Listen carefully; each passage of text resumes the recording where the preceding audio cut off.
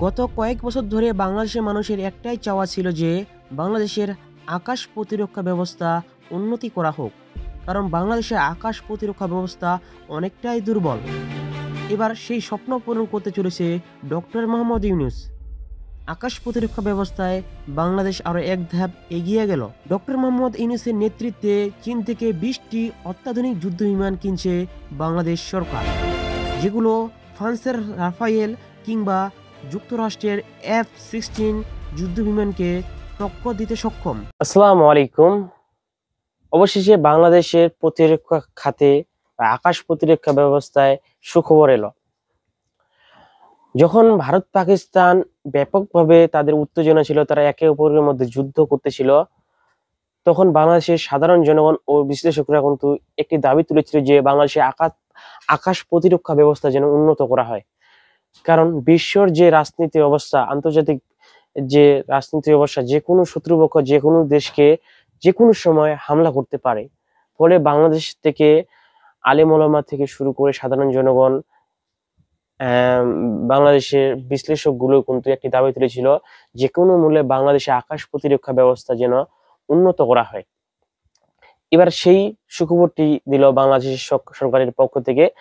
চীনের কাছ থেকে 20টি যুদ্ধ বিমান কিনছে বাংলাদেশ সরকার।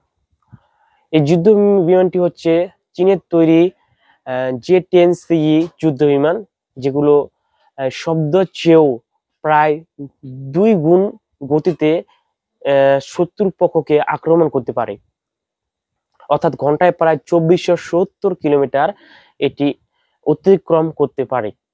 এখন এই যুদ্ধ বিমানটি সক্ষমতা কেমন আপনারা হয়তোবা অনেকেই জানেন যে যখন ভারত পাকিস্তান যুদ্ধ চলছিল, দুই দেশ কিন্তু দুই দেশের উপর আক্রমণের জন্য যুদ্ধ বিমান ব্যবহার করেছিল। ভারত ব্যবহার করেছিল ফ্রান্সের তৈরি রাফায়েল যুদ্ধ বিমান, আর পাকিস্তান দাবি করছিল তারা যে যুদ্ধ বিমানটি ব্যবহার করেছিল সেটা হচ্ছে চীনের তৈরি J-10C যুদ্ধ বিমান। যদিও পাকিস্তান বলছে যে কোনো শত্রুপক্ষে আক্রমণের জন্য এই প্রথম ব্যবহার করা হয়েছে এই যুদ্ধ বিমানটি, এবং তারা ভারতের রাফায়েল বিমানকে প্রায় 6টি রাফায়েল যুদ্ধ বিমানকে ধ্বংস করতে পেরেছে পাকিস্তান। আপনারা হয়তো অনেকেই জানেন। তো রাফায়েল যুদ্ধ বিমানের কিংবা আমেরিকার যে F-16 যুদ্ধ বিমান রয়েছে সেগুলোর মতোই কিন্তু চীনের তৈরি J-10C যুদ্ধ বিমান বিবেচনা করা হচ্ছে। এখন কথা হচ্ছে যে যুদ্ধ বিমান উন্নত হলে হবে না, তার জন্য লাগবে হচ্ছে প্রশিক্ষিত দক্ষ পাইলট ব্যবস্থা। না হলে যতই যুদ্ধ বিমান উন্নত হোক, আপনি শত্রু পক্ষকে কখনোই ধ্বংস করতে পারবেন না। অর্থাৎ যুদ্ধ বিমানটি একেবারে জেনারেশন যুদ্ধ বিমান, চীনের সবচেয়ে অত্যাধুনিক যুদ্ধ বিমানের মধ্যে এগুলো একটি। এখন এর প্রয়োজন দক্ষ পাইলট বা দক্ষ যে কারিকুলাম বা এটা চালানোর জন্য দক্ষ মানুষ প্রয়োজন। এখন আসি এই যুদ্ধ বিমান নিয়ে বাংলাদেশ কি কি পরিকল্পনা করছে। চীনের কাছ থেকে মোট 20টি যুদ্ধ বিমান কিনছে বাংলাদেশ সরকার, যার ব্যয় প্রকল্প ধরা হয়েছে 220 কোটি মার্কিন ডলার, যা বাংলাদেশি টাকায় প্রায় 27,060 কোটি টাকা।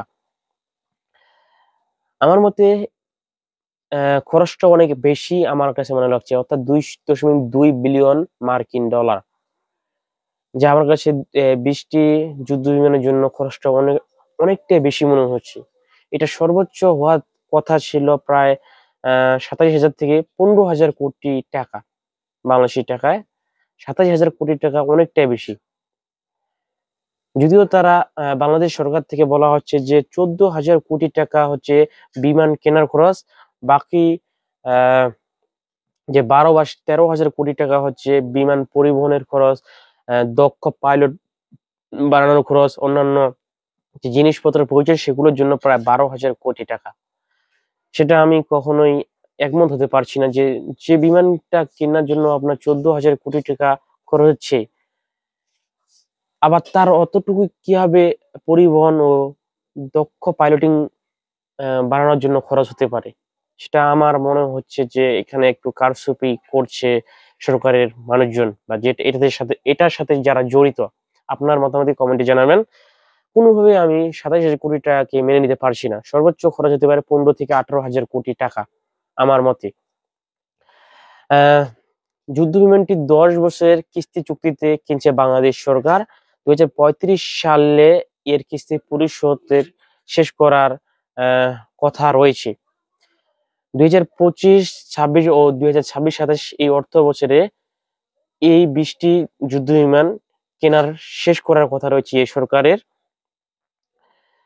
তো বাংলাদেশে আকাশ প্রতিরক্ষা ব্যবস্থার জন্য একটি আশার হলো যে বাংলাদেশের এই বিমান যদি 20টি যুদ্ধ বিমান যদি কেনা হয় তাহলে কিন্তু বাংলাদেশের আকাশ প্রতিরক্ষা ব্যবস্থা অনেকটা উন্নত হবে। আমরা তাহলে পার্শ্ববর্তী যেসব দেশ সেসব দেশের সাথে মোকাবেলা করার জন্য আহ আমাদের যে অস্ত্র দরকার সেটা আমরা পাবো। আমাদের প্রবল বিশাল পরিমাণে একটা জনগোষ্ঠী রয়েছে, আমাদের দরকার হচ্ছে অস্ত্র শস্ত্র। সাউথ এশিয়ার মধ্যে যেসব দেশে অস্থিরতা সবচেয়ে বেশি সেসব দেশের মধ্যে বাংলাদেশ সবচেয়ে কম দুর্বল দেশ, একটা সামরিক খাতে সবচেয়ে দুর্বল দেশ। আপনি যদি ভারত, পাকিস্তান কিংবা মায়ানমার, বাংলাদেশ এই 4টি দেশের মধ্যে সবচেয়ে দুর্বল সামরিক ব্যবস্থা কিন্তু বাংলাদেশের। তো এই 20টি যুদ্ধ বিমান যদি বাংলাদেশ সরকার খুব শীঘ্রই কেনে তাহলে কিন্তু আমি আশা করি যে বাংলাদেশের আকাশ প্রতিরক্ষা ব্যবস্থা অনেকটাই শক্তিশালী হবে। আপনার মতামত কমেন্টে জানাবেন যে বাংলাদেশের জন্য এটা কতটুকু উপকার হতে পারে। সবাই ভালো থাকবেন। আসসালামু আলাইকুম।